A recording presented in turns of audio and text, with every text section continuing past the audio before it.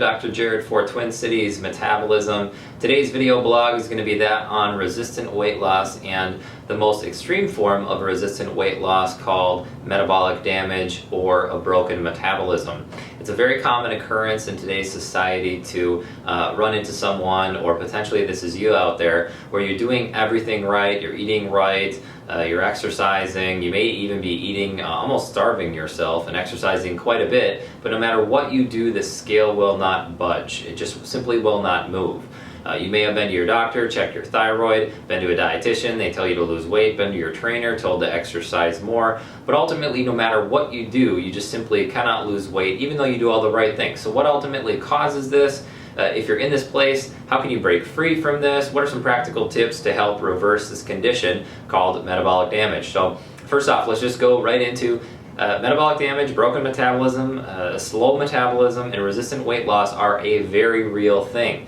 The calorie in, calorie out zealots or people that preach that mentality have a huge piece missing here, and that is this condition clearly exists. Your metabolism can go up and down, and there is such a thing as a broken metabolism or metabolic damage where your metabolism is at a point where it's so low that you just simply won't be able to lose weight. So how do we get there? What actually is it, and some steps we can do to improve that? So let's dive into what actually creates this. First, it's important to understand that this is actually a hormonal problem, and it can be caused by overexercising, yo-yo dieting, or there can just be a hormonal problem that actually creates this condition to begin with. It just pops up for a multitude of different reasons: menopause, menstrual cycle issues, thyroid conditions, etc. can pop up and actually create this condition where you just simply cannot lose weight. All right, I'm going to list 4 of the main hormone problems that we see that actually creates this condition.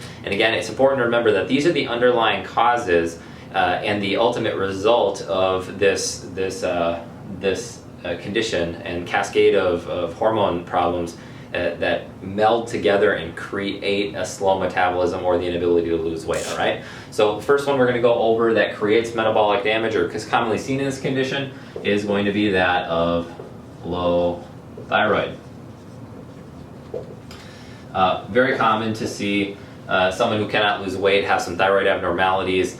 Commonly they've been to their doctor ran the thyroid test, TSH, comes back normal, and they simply send you off and say, eat less, exercise more. But there's this huge subset of individuals who have low thyroid function, even though their lab and blood tests might appear to be normal. This is a complex answer here, but just to keep it very basic, there's many tests you can run for thyroid function. They're commonly not run in a doctor's office, and they have to do with how the thyroid's actually functioning in and of itself. It's likely you have not had these tests run. For more information on any of the hormones or tests that I'm going to talk about here in a minute and how to test them correctly, you can head on over to our website, www.tcmetabolism.com. We have more information there about treatment programs for metabolic damage and also how to get tested. But second hormone that we typically see that's awry here in this particular condition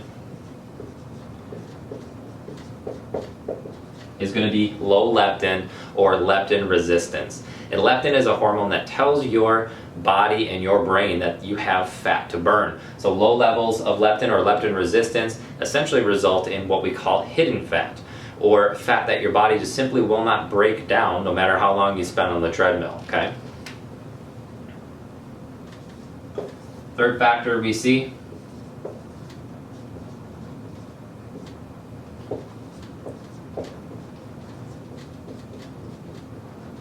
is adrenal dysregulation, problems with cortisol specifically, and ultimately what this feels like and what it results in is centralized weight gain. Tends to have fluid accumulation or puffiness, water retention, and overall low levels of energy.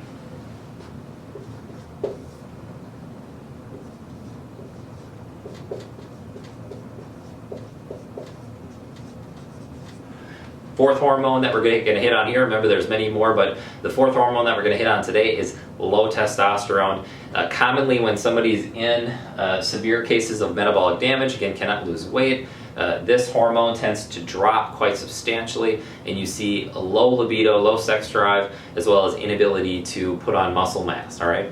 So again, to recap, these 4 hormone problems are associated with metabolic damage. They create the problem. They're a result of the issue as well. These are the underlying causes of why someone can't lose weight.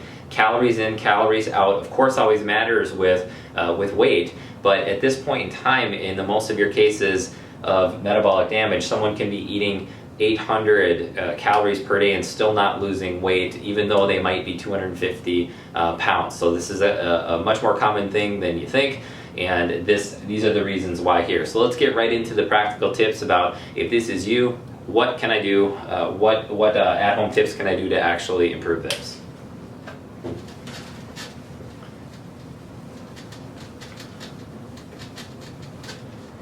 And the first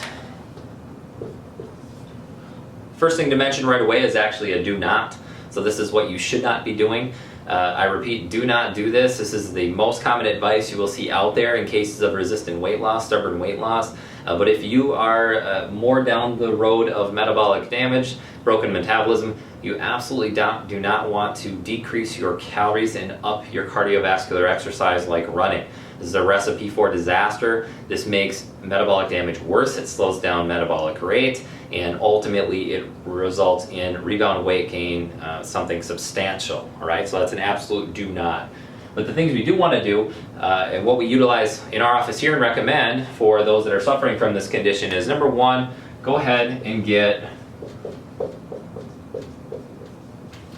tested.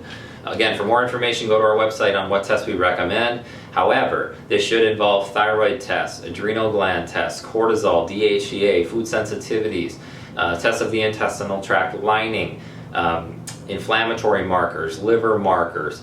It should cover testosterone and estrogen and progesterone. These are all important for reversing this condition and improving your health. All right. So first and foremost, get tested.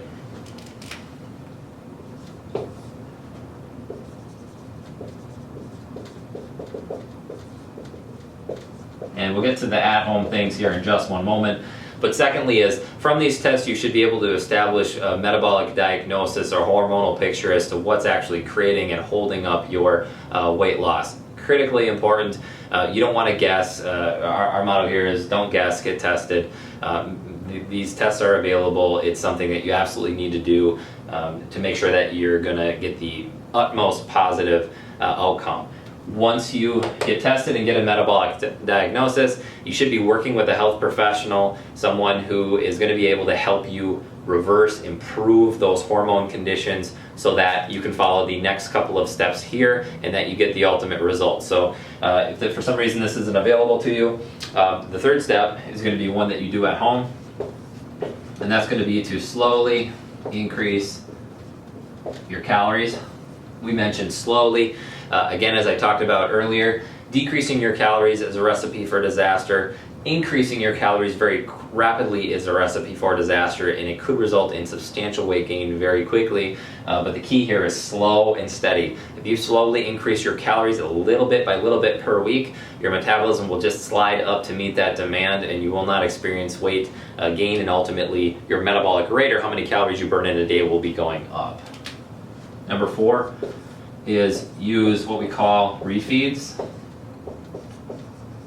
And what a refeed is a planned day where you're actually increasing your calorie intake. In our office, we recommend somewhere between 300 to 500 calories on the high end, 1 day per week where you just purposely overeat more food. It depends upon what kind of a diet this patient has coming in, but for instance, in cases of metabolic damage that is from a low carb diet over the course of years, we might use carbohydrates to fill and to bump up their calorie levels to 300 to 500 level. But again, we usually do recommend about once per week in these particular cases.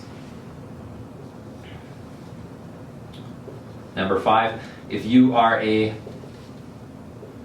cardio person, cardio bunny, it's important that you actually start to decrease your cardio slowly again. Okay, slowly is the key here. You can't just pull back cardio if you're doing hours of it every single day or an hour of it every single day, but you do want to pull it back a little bit because cardio tends to, if it's done too long, it will decrease testosterone levels and do a few other hormonal shifts that are detrimental. Okay. And this sums up the main point here. If, again, you're somebody who's struggling with this condition, I just wanted to get this information out there for you. You do have options. There's many things you can do. Again, the first and most important thing is to get tested, get a right diagnosis to know exactly why in the world can I not lose weight, what's creating this metabolic damage. And then following these steps in a guided manner is the best thing you can do. Definitely something you can repair. We've helped many patients do it here in the office. So if that's you, don't lose hope. There is hope. Again, if you haven't had time yet to go ahead and head on over to our website, tcmetabolism.com, for more information on laboratory testing and treatment programs for metabolic damage and other conditions as well associated with metabolism. We also have an ebook you can download for free in the upper right hand corner on metabolism and testing and hormones. Also, like us on facebook.com/Twin Cities Metabolism for information like this now and in the future, as well as like us or subscribe to our YouTube channel as well for more videos. Thank you very much for your attention, and we hope to see you next time. We hope you gained a tremendous amount of information and practical and useful for you to implement. Have a great day.